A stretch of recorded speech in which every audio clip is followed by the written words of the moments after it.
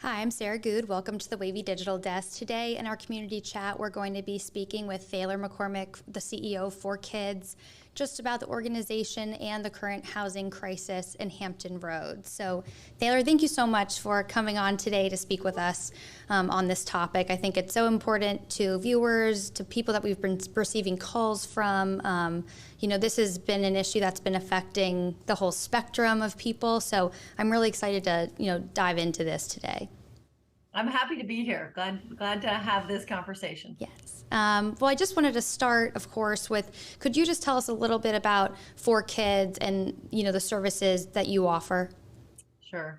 ForKids is a nonprofit organization, and our goal is breaking the cycle of homelessness and poverty for families and children.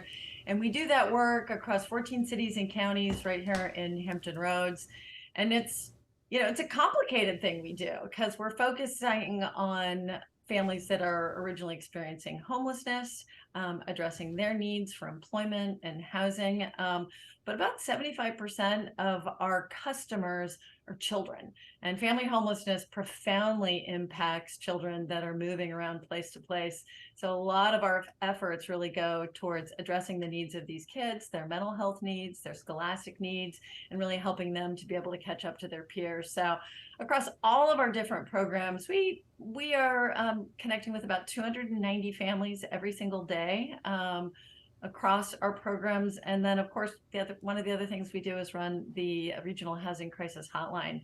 And with that, we're talking to people all over Hampton Roads that are experiencing a housing crisis. And I want to get into that and some data that you all have on that hotline. But first, you've been at ForKids for 25 years. Can you just tell us a little bit about how things might have changed, whether in the organization and just in the housing market down in Hampton Roads?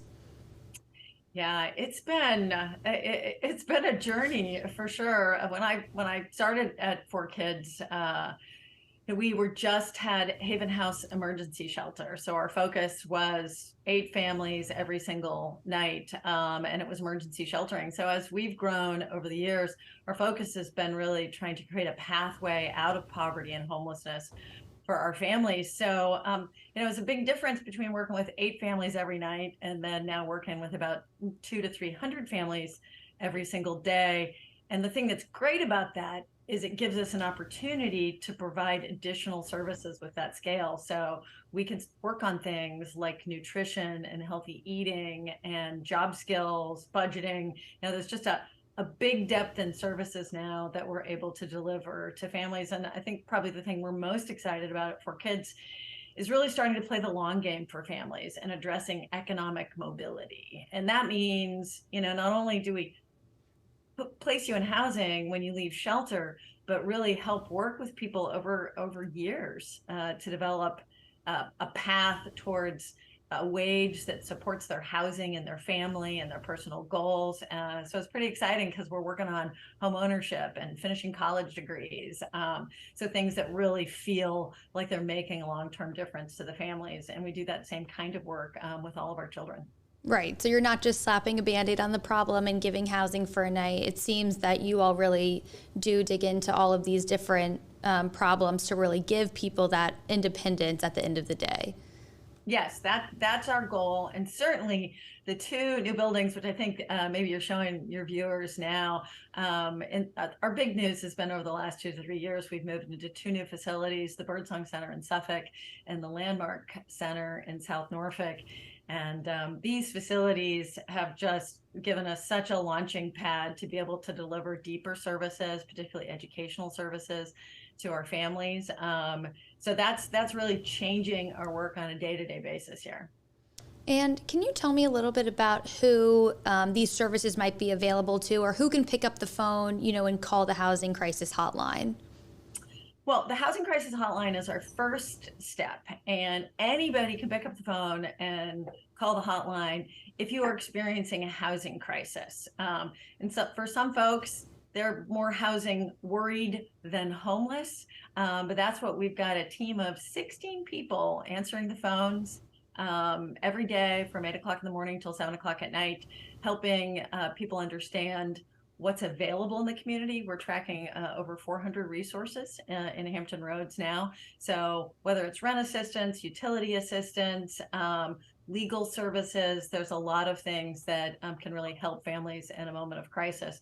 So our team is going to talk with you, understand what your situation is, and then be able to refer you to the services that are available in Hampton Roads. And that's the primary way that all of the families enter into our ForKids programs as well, if you are experiencing homelessness. So people are screened, and we take all our referrals directly from the hotline, just like many other organizations in the community does. So really it's talking through what's currently happening. Some folks aren't aware the process. If you're late on your rent, if I got a 5-day pay or quit, our team can help talk you through what's coming, how fast does that come, how do you prepare, and what are resources are currently available in the community. And then for families coming into our shelter program, they have to be homeless. And that's sometimes harder than you think, because there's such a volume of families that have need in this community. So we really are bringing in typically the most at-risk families into Sokol Place Emergency Shelter here at the Landmark Center. And, the people that do call the hotline know that you all do have some data on sort of what's been happening. Can you sort of explain, whether it's uptick and the increase, just what's happening right now with the hotline? Yeah, it has been a roller coaster these last few years. I mean, the hotline has been up and running for about a decade. And these last few years have certainly been notable. Typically, we're seeing about 70,000 calls into the hotline every year from about 35,000 households across Hampton Roads. And you can imagine in COVID, sometimes call volume is impacted if there's an additional service. So when rent assistance was available during COVID, our number was given out throughout the region, and that caused a huge uptick in calls because there were funds available, which was wonderful. In our business, too often there aren't the resources available to prevent homelessness. But during the COVID pandemic, we actually had CARES Act funding, also funding that came down, rent and mortgage relief program from the state, that really allowed us to keep people from falling further behind during the pandemic. We also had an eviction moratorium, which kind of helped keep people in housing for the moment. So this last summer, pretty much all of that ended. First, the eviction moratorium came off, and then rent and mortgage relief assistance ended. So we saw another big spike, which has been harder for us to navigate because there's just not the prevention assistance that was available during the pandemic. So right now, I checked right before I jumped on with you. We had 208 calls so far today. So the need in Hampton Roads is significant, and we're really lacking housing units to be able to help people be permanently stable. So people are paying such a high percentage of their income for rental housing, and it leaves people very fragile. One sick kid, one cold. We just came through cold season. You want people to be able to take the day off, but people, on low incomes can't afford to take any time off because every bit of their resources go to supporting their housing. Right. And then, in that group of people that have called, so let's say the 200 or so people that have called today, how many of those, and sort of what is the process of then figuring out how many of those 200 can actually get assistance? I mean, do they sort of call and, they speak with somebody that takes down a message, and then is there a pretty big process right now? I mean, I know the wait for housing is quite a while. So, from the first call to maybe something happening, I mean, what sort of goes through the process after that? Yeah, I mean, we are such a complicated region. For a big metro area, there's 17 cities and counties. We work with 14 cities and counties. And typically to assess eligibility, we're looking at your household composition, your income, your housing status immediately. Where'd you sleep last night? If you're behind on rent, how far behind on rent? So all of those things go in to tell our team the kinds of services and support you might be eligible for. one of the big deciders in this region is, where do you live? Um, and for families that are experiencing housing instability and singles, they may, have been living in Portsmouth, and then they moved in with a family member and friend in, Chesapeake, and now they're staying with grandma in Virginia Beach. So one thing we have to do is figure out what city are you currently eligible for services, and what's available very much differs city to city, and it can differ day to day, because you can have many service providers in the region will have services available, so much available per month, and then by Friday they're out. So one of the jobs that's really important to us is really trying to keep as close a bead on what is currently available today, right now, that you're eligible for, and making sure people are connected with services in which they're eligible. So it really is, first, it's a screening process.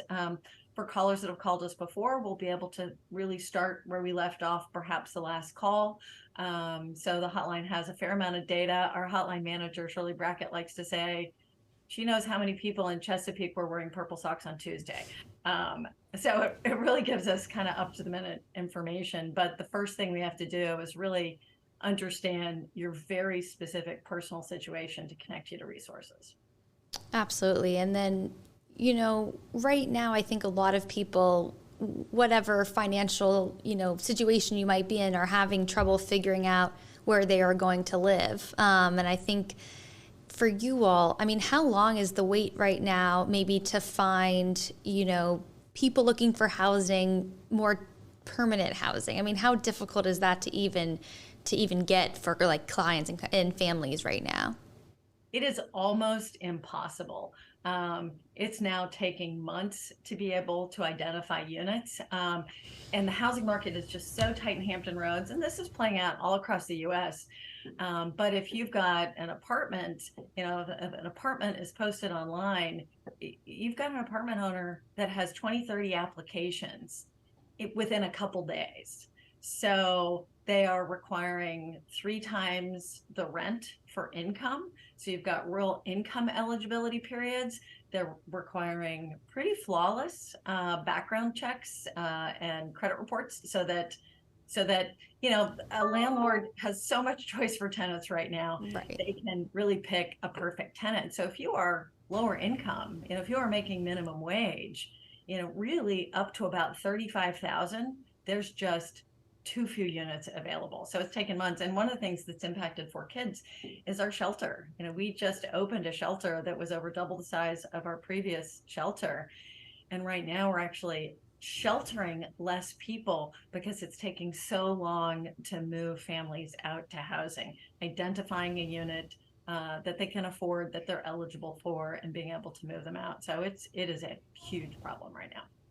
And then, you just brought up kids, and I think that's something that, your organization seems to really sort of help families with, not just the housing, but also, education programs for kids, and really trying to sort of give them the best future possible. Can you talk about some of those services that you all offer? Absolutely. With a mission of breaking the cycle of homelessness and poverty, for us, the children are absolutely central to that. So we want to make sure their family is in safe and stable housing. But it's really hard for a child to succeed in school when they are constantly mobile. If they're double, tripled up in small apartments with many other families, it's hard to do your homework. It's hard to focus. And particularly when they start moving regularly, it has a big impact on our kids. So here at the Landmark Center and over at the Birdsong Center in Suffolk, we focus on children that providing a special wraparound program we call Epic Kids for the children that are currently in shelter programs.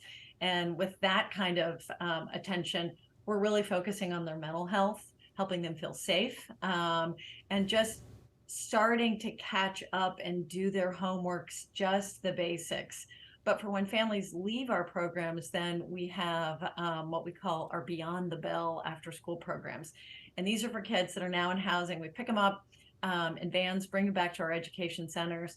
And then we're working with them for the whole school year to be able to help them catch up to their peers and make up for lost time and really be able to have the kind of skills they need to be able to succeed long term. We're super excited. We're just starting a middle and high school youth program, and that is going to last. We're calling it our moonshot, which is this is how we go to the moon at ForKids, but really being able to expand our impact on our teams, get them into internships, get them job skills, and have them developing a career path that is viable and sustainable for them. So that is probably the most exciting thing we got going right now.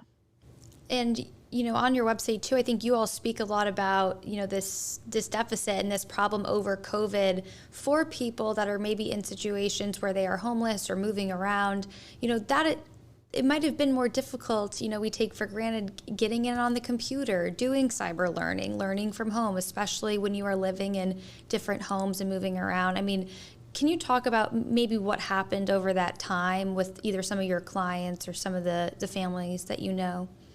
Well, I mean, it's burned in everybody's brain here and I'm sure everybody out there too, when the pandemic really hit, the state of emergency, March 13th, and out of nowhere, schools were closed. So, I've got education teams, and we're at this 5 and now 6 days a week working with our kids.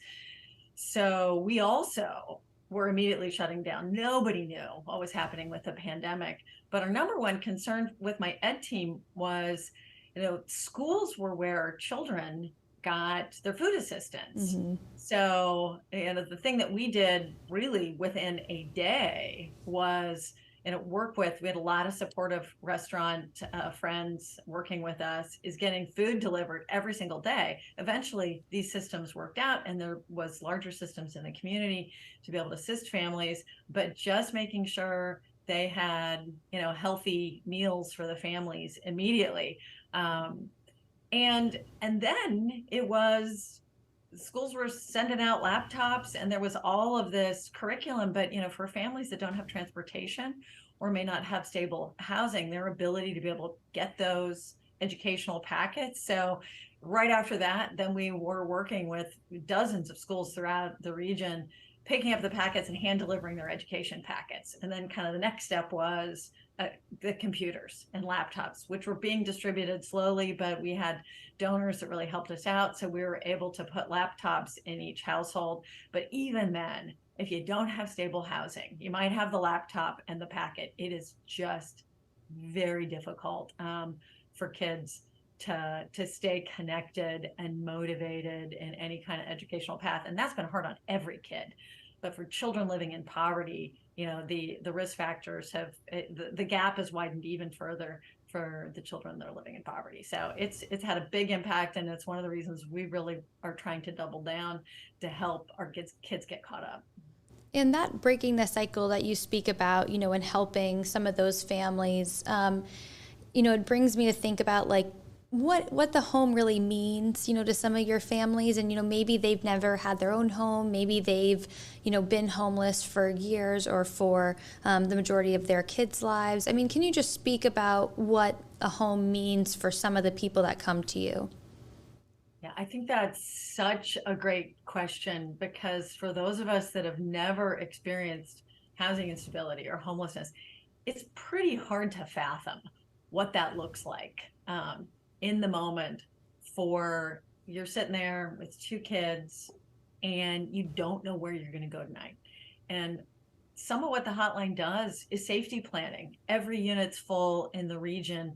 And so we have to say, hey, in this community, you can stay in the Walmart parking lot. Over here, we know we've got friendly people maybe at this restaurant that'll let you have a cup of coffee and stay there for the night. But just sitting there with a couple kids and having no shelter that night is devastatingly frightening for both the parents and the kids. And we've got families that have been constantly mobile for years. So the pinnacle of, I think, what we do in our sheltering work is when we're able to move that family into an apartment and they haven't had any kind of stable housing in years. And even if there's not a stick of furniture in it, It is a source of stability. Just going to your job every day, if you're not sure where you're going to shower that night, if you're not sure the transportation plan, everything, your healthcare, your employment, education, everything is anchored in home. And so for us, it's the number one priority that we need to do with our families is help that housing become stable and safe for families. And, I wanted to speak about one more aspect of, helping people, especially through your organization right now, stay in their homes is the eviction reduction program that they've had in Virginia. Can you just tell us a little bit about that and how that might help some families? Yeah, so this is something ForKids is just getting off the ground. The state has made available, they call the Virginia Eviction Reduction Pilot. A handful of communities across the state started this a couple years ago. And the idea was to really address the systems to prevent eviction, work with landlords. And we have many communities in Hampton Roads that have the highest eviction rates in the country. So it's one of the reasons why the state really wanted to focus on this entire eviction process and how can we shortcut this, intervene in a timely manner so that fees don't pile up, be able to also support families and individuals to be able to increase their income, get financial counseling. So it's a big process where we're working with landlords and property managers, the court systems, and the individuals in housing as well to help them really become great tenants for their landlords. So we're really excited. ForKids was just funded for Portsmouth and Chesapeake. So we'll be specifically working with court systems, landlords, and a whole bunch of service provider partners to deploy the new Virginia Eviction Reduction Program for Portsmouth and Chesapeake. And if you're on the side of, possibly being evicted, is that something where you're communicating either with your local city, or are they also calling through the hotline to say, this might be the situation coming up, how do I receive assistance? Really, the hotline all across the region, and there's lots of different phone numbers that all route into the hotline. So you might think you're calling 4 different places, but all of those will end up in this call center behind me. But the best place to assess what is immediately available right now in the community for you is to call our hotline at 757-587-4202. And they're gonna work with you, see what you're eligible for, and also talk you through what are the next steps and what you can do to help stave off any kind of eviction. And we're about at 25 minutes, so I think we could speak about a lot of these issues all day, unfortunately. And it seems that the market and inflation and food prices, none of it is slowing down right now. I spoke with the food bank last week, and we had a big conversation about how with a whole list of bills, sometimes, between rent and food, that's what you're really choosing between and hoping for assistance, one way or the other. Before we go, could we just talk a little bit about, how this crisis right now is really affecting, so many people, and what are the ways maybe that the city or resources around the area might be able to contribute to help, combat the situation? Yeah, I mean, the number one thing we need as a community is to increase our housing stock at all levels. If I had the single magic dart to fix this problem, it is addressing our housing stock. And that's, again, for very low income individuals. It's for our entire workforce, but all the way up. I mean, we've got people now calling the hotline at much higher income levels than we've ever seen before. Some of that will make you not eligible for some of the things that are available, and they still can't secure any kind of stable housing. So for us to be successful economically in our economic development efforts, and for our kids to be smart and healthy and all of the things we aspire to be as a community, we have to address our housing stock in Hampton Roads. And so that's job number one. Job number one for city councils, for civic leagues that might oppose any kind of housing. I want you to let's come together and talk about how can we make housing really successful for all of the citizens of our community. So number one, let's address our housing problem. And, you said it, but with the higher income levels coming in, with people that are employed, they are working. I mean, I've heard, teachers don't make, that significant of a salary. They can fall into that. If you're disabled, maybe you're trying to leave a domestic situation. I mean, there's so many reasons I think people might not realize for why you're looking for housing, other than maybe just your income, or are you working? I think that might be a misconception among a lot of people that, the people that are homeless are not working or are not able to work. And that, from your families that you help and from research, I mean, that's obviously not the case in our community. It's very true. And I think even for people experiencing homelessness that may have mental health issues or other problems, I mean, as soon as you become unhoused, your ability to hold down a job is profoundly impacted. So I think, what we see with the people that are calling the hotline and the families we serve, people want to work. They want to contribute to their community, and they just need to be able to have stable housing to do that. Well, Thaler, thank you so much. I feel like I could speak with you about this for the next hour, but I won't take up too much of your time and let you get back to all those calls and all those families that you're assisting. But thank you so much for giving us so much of your time. Unfortunately, I think this will be the climate for a bit, so I'm sure we'll be speaking with you again. But I really appreciate all your time this afternoon.